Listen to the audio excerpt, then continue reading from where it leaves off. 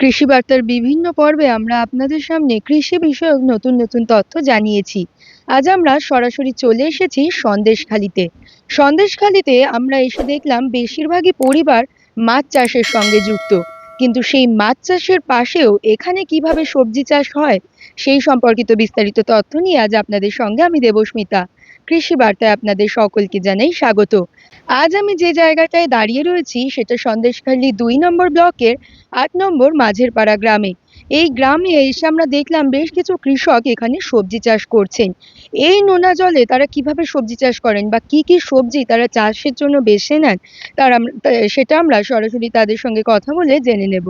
আচ্ছা, নমস্কার। নম- যেটা জানতে চাইবো যে আমরা তো এখানে দেখলাম বেশিরভাগ পরিবার মাছ চাষের সঙ্গে যুক্ত, সেখানে আপনারা কি কি সবজি চাষ এখানে করেন? আমরা এখানে সারা বছরই চাষ করি, যদিও নোনা এলাকা। তো তার মধ্যে দিয়ে আমরা এখানে সরিষা চাষ করি, তারপরে লঙ্কা, ওলকপি, বাঁধাকপি, আলু, ফুলকপি এগুলোও করে থাকি। নোনা আবহাওয়ার জন্য কিছুটা অসুবিধা হয়। তো মাঝখানে আমাদের যে নোনা আয়লা হয়েছিল, আয়লা হওয়ার পরে বেশ কয়েক বছর সবজি ভালো হয়নি। তারপরে আমরা আস্তে আস্তে বিভিন্ন রকম সার বা আমাদের পাশে যে এডিও অফিস আছে, এগ্রিকালচার অফিস, তাদের সহযোগিতায় আমরা আস্তে আস্তে করে সেই যে নোনা ভাবটা আমরা কাটিয়ে উঠতে পেরেছি। এখন সম্পূর্ণ পারিনি, কিছুটা কাটিয়ে উঠেছি। আচ্ছা, তাছাড়াও আমরা এখন সবজি চাষের বলতে তো এগুলো বললাম, সরিষা হয়, তারপরে লঙ্কা, আলু, ফুলকপি, বাঁধাকপি এগুলো সিজন আসলে আমরা করি।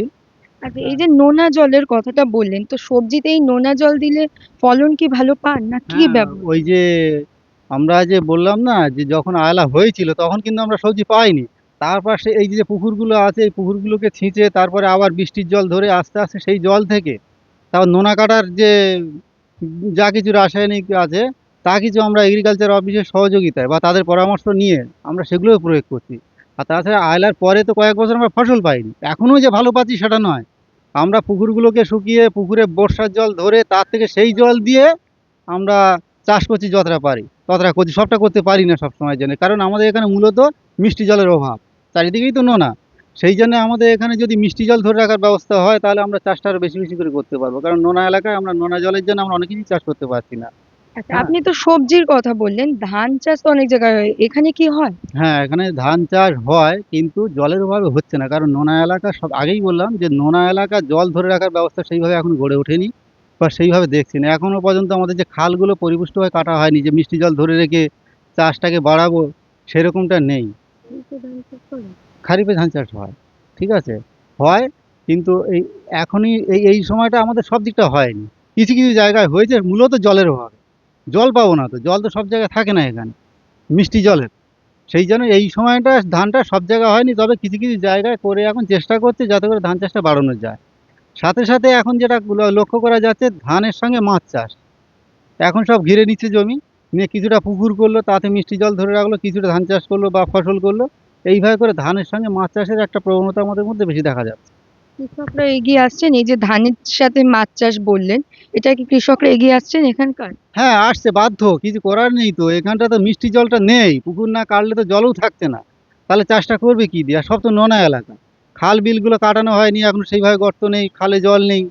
তো সেই জন্যে এখন ওই মানে মাছের সঙ্গে ধান চাষের প্রবণতাটা কৃষকদের মধ্যে এখন বেশি দেখা দিয়েছে। তাতে করে পুকুরে জলটা ধরে রাখতে বলো, সাথে সাথে সবজি বলো, ধান বলো, এগুলো করতে পারছে। আচ্ছা, এখানে তো উঁচু জমি আমরা দেখতে পাচ্ছি, উঁচু জমিতে এখানে কি চাষ হচ্ছে?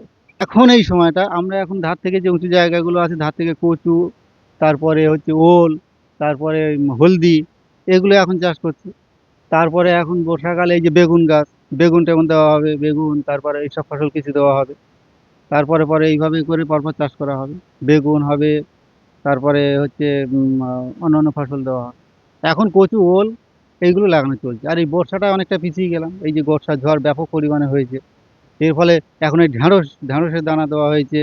হ্যাঁ, তারপরে পুঁই শাকের দেওয়া হয়েছে, কিন্তু এই বর্ষাতে গাছ হয়তো সামান্য বেরিয়েছে, এগুলো কি হবে এখন ঠিক জানা নেই। আর এগুলো তো দেওয়া হবে সেই সময়টা, এখন তো এই তো বর্ষা হলো, ঝড় হলো, যার জন্য একটু পিছিয়ে যাওয়া হলো আর কি। আচ্ছা, আপনি যে জানালেন যে সবজি চাষ সাধারণত উঁচু জমিতে করেন, তো এই এলাকায় সবজি চাষে মোটামুটি বাৎসরিক কেমন রোজগার সম্ভব একজন কৃষকের? দেখুন, আমাদের মাঠ সব জায়গা তো সমান নয়, কোথাও নিচু কোথাও উঁচু, তার মধ্যে দিয়ে একটা অ্যাভারেজ করলে আমরা দেখতে পাই বছরে প্রায় বিঘা প্রতি আমরা মোটামুটি করে খরচ খরচা বাদ দিয়ে আমাদের প্রায় 20,000 টাকা টাকা থাকে সবজি চাষে।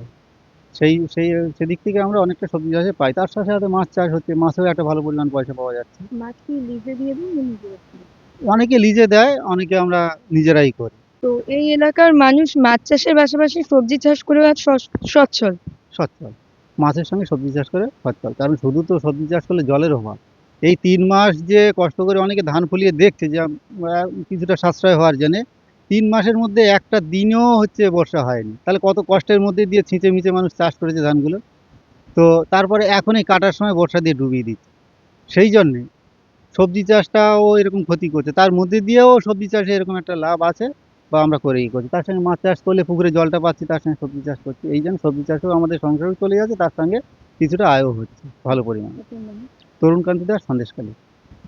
আমরা শুনলাম সন্দেশখালী এলাকার মানুষেরা একদিকে যেমন মাছ চাষ করেন, তেমনি অন্যদিকে সবজি চাষও কিন্তু তারা করছেন। নিচু জমি উঁচু জমি বজায় রেখে নির্দিষ্ট মানের সবজি তারা সেভাবে চাষ করছেন। এবং তারা যেটা জানালেন, আজকে এই সবজি চাষের পাশাপাশি মাছ চাষ সঠিকভাবে করে এই এলাকার মানুষজন সচ্ছল। তাই আপনারা যারা বিভিন্ন আধুনিক প্রযুক্তির সহায়তা নিতে চান, তারা অবশ্যই কৃষি দপ্তর, উদ্যান পালন দপ্তর, কৃষি বিশ্ববিদ্যালয়ে যোগাযোগ করলে, সঠিকভাবে এগিয়ে আসলে আপনারাও লাভবান হবেন বলে আমরা আশা রাখছি। এরকম আরো নতুন নতুন তথ্য জানতে অবশ্যই ফেসবুকে আমাদের কৃষি বার্তা পেজটিকে ফলো করে রাখুন এবং ইউটিউবে কৃষি বার্তা চ্যানেলটিকে সাবস্ক্রাইব করে বেল আইকনটি প্রেস করে রাখুন, যাতে সবার প্রথমে নোটিফিকেশনটি আপনার কাছেই পৌঁছে যায়। নমস্কার।